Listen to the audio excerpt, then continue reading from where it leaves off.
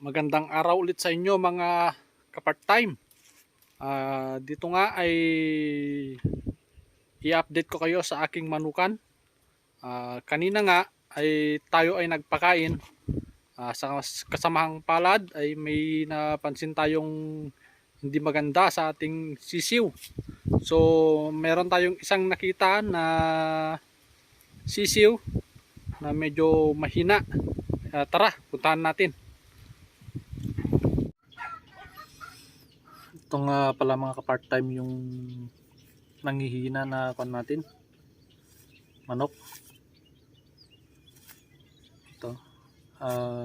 Rhode Island Red to na krinos sa ating native.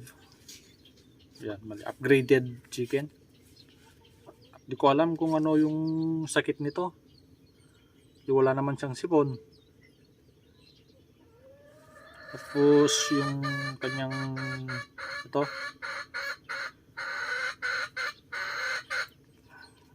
Yan, lumaki. Pero parang walang laman. Parang puro tubig. Mamaya tatanggalin natin yung laman nito. Pilitin natin siyang sumuka. Then painumin natin ng antibiotic. Yan. Ang ganda pa naman. Yan, buwaghag na yung kanyang kanyang balahibo. Bali, i-separate natin to sa mga sisiw natin para hindi na makahawa.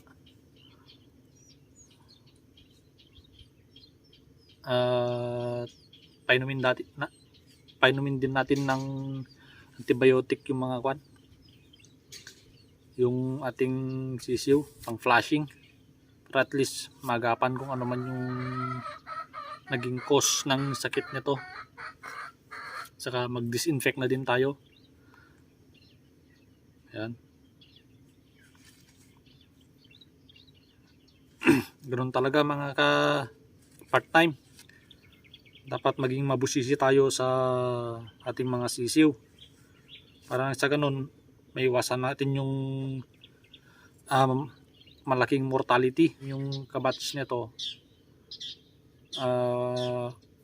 may 3 na tayong mortality nung brooding natin. Kasi nga, pinaghalo ko kasi yung ating gansa saka itong mga sisiw. Siyempre mas mabilis lumaki yung ating gansa.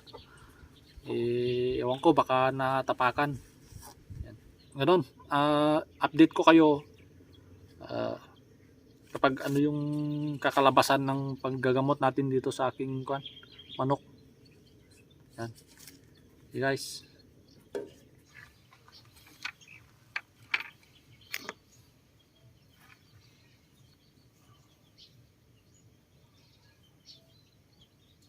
Pagtisan na natin. Maagapan lang natin yung sakit ng ating manok. Pakunti-kunti lang. At least naiinom niya. Huwag natin bibiglayin para baka sipon din yung kalabasan nito. Mahirap na.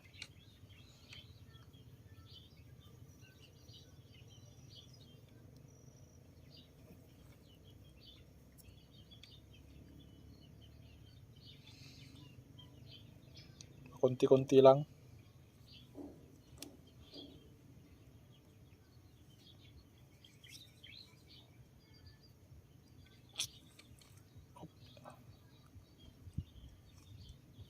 Alright.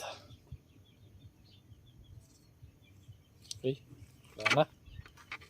Yan. May laman na yung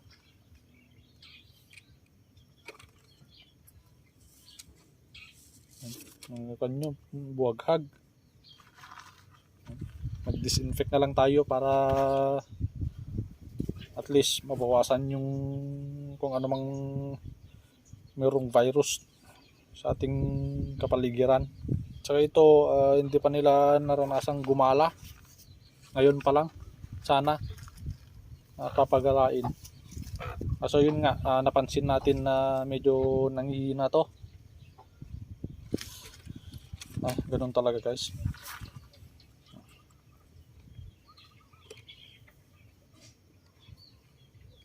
Pagtsagaan nating gamutin. Mamaya ulit, papainumin ko ulit siya. Pero bigyan lang natin ng pakain dun sa kanyang pansamantalang kulungan.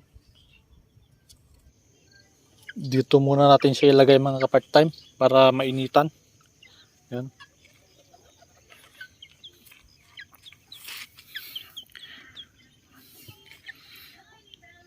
Kita nyo naman mga ka-part-time, medyo buwaghag na yung kanyang balahibo.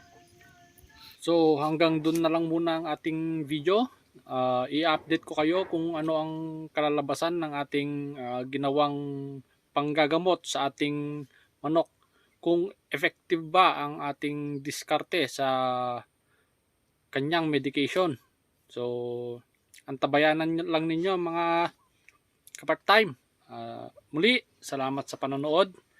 Ako nga pala si Mark, ang part-time farmer ng Cagayan. So, salamat.